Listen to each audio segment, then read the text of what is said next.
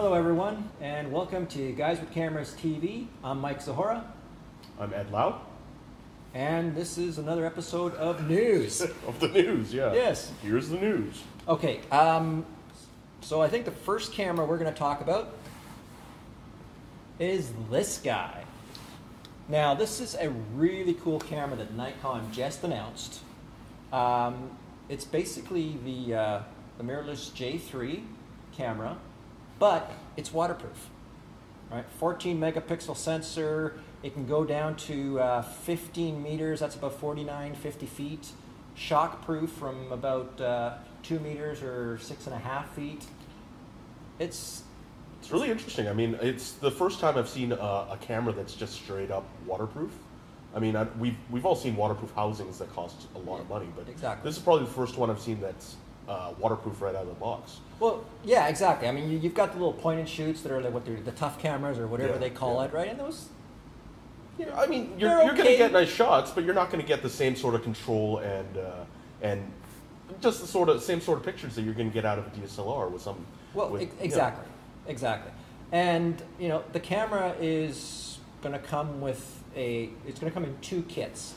So one kit is going to come with the 11 to 27.5 millimeter lens. That kit's going to be about $800, and the other kit is going to also include the 10 millimeter lens, right? And that's going to be about $1,000. So for $1,000, you're going to get 2 lenses and a camera body, and both of them waterproof.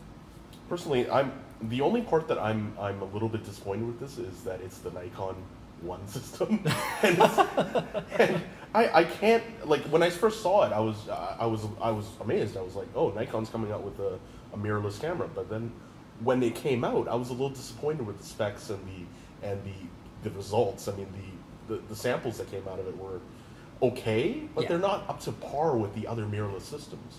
Well, I think this is the first camera in a line of cameras that's going to be brought out this way. Right, and you know, I think everybody's going to jump on board. I think, you know, Micro Four Thirds, there's probably going to be something underwater. Canon, you know, with their little M system, whatever. Mm-hmm. But this is sort of like the first camera to actually do that, and now I think everybody's going to go, hey, we got to catch up. It's going to be like Wi-Fi on all these cameras, right? Exactly. Everybody's adding Wi-Fi to their cameras these days. Sorry about that, Sony. Yeah, I mean, it's a nice idea. I would love to try it out. It's something that's. There's a lot of barriers to entry with underwater photography. Exactly. The enormous cost of one of those housings, but I think with this, you're going to see a lot more people taking a lot better shots underwater now. Well, exactly. Especially if you go to Hawaii, I mean, why wouldn't you at least buy one of these to try out, right? That's exactly it. Yeah. Right. So, and the other thing that Nikon also announced, and I think this is cool, because I've got a bit of an issue. I haven't heard about this, so. It's an LED light for, you know, the One system cameras and the Coolpix cameras. It's going to be about $100, and is it a flash or is it always on? It's always on. It's a okay. Continuous LED light. Wow, now, $100 for $100. I mean, you can get continuous LED lights that are, you know, not name brand things. You can get them on Amazon or B&H for $20-30. Yeah, exactly. What's the advantage of this over one of those? It's right there, Nikon. Oh, it's the Apple tax. It's the Nikon tax in this case, yeah. right? Yeah. But what I like about it is it's replacing the standard little dinky flash thing that people have on their cameras, and most people don't know how to use a flash properly. It's my opinion. I barely know how to use a flash properly. Right. I'm mostly natural.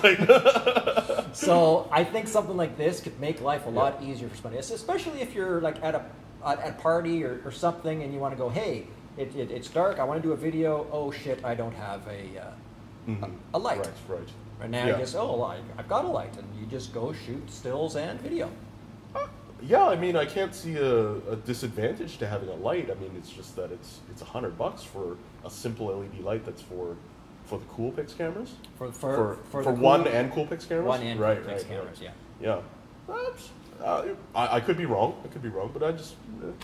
There'll be clones of this thing. It's not that exciting for me. Like $15. It's not that exciting for me. Yeah, $15 I'd pay for that. Yeah. Yeah, exactly.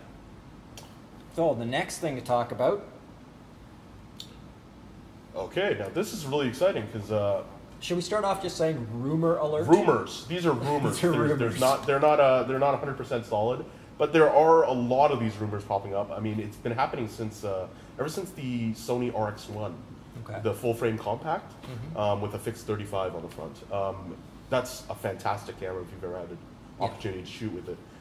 It's a little bit limited, and you know you've got the same limitations as a regular compact camera, but the images out of that thing are amazing. Yeah. And ever since, everybody's been thinking about what happens when Sony makes a full frame mirrorless, and it seems like that's going to be coming anytime in the next couple of months, at least before the end of the year. Now Announcements. Announcements. The products. Who knows when they're never know when when stuff comes out, but it'll probably be announced by October.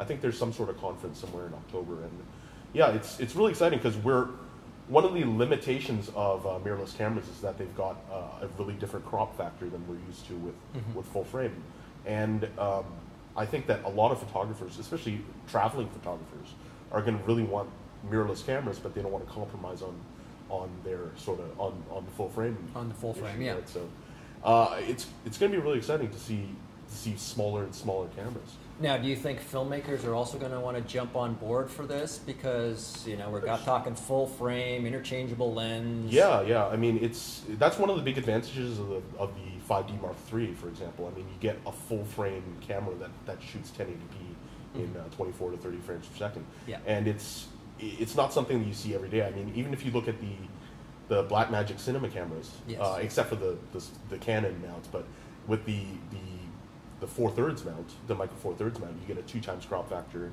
Yeah. With a lot of the other cameras, you get a like a 1.6 or 1.5, something like that, and you're losing super shallow depth of field. But it's something that you'd only get with a full frame camera.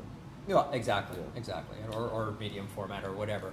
But once they decide on medium format, tiny medium format's not coming for awesome. a while. Can you imagine? It's like this big and it shoots medium. Yeah, format. I got a phase 1 that fits in my pocket. Exactly.